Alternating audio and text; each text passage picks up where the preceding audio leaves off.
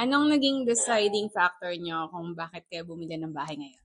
Parang nakakapanghinayang kasi yung binabayad namin sa monthly rental. Tapos, paulit-ulit. Tapos, at the end of the year, parang wala naman napupunta sa amin. Pero pagka nagmuha kami ng mga rent to own, parang after ilang years, hindi naman natin mapapansin kung ilang taon na yon. Tapos, magkakaroon tayo ng sariling bahay. Parang ganun.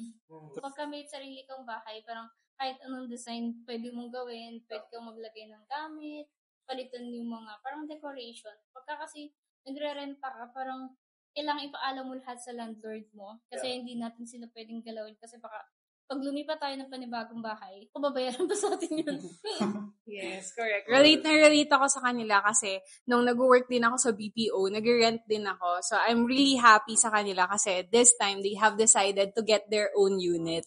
Congratulations natin si Sir Rodney and si Miss G na kumuha ng property dito sa Angeles City, Samira. Yay! Congratulations, guys! Ikaw muna, Nahiya siya!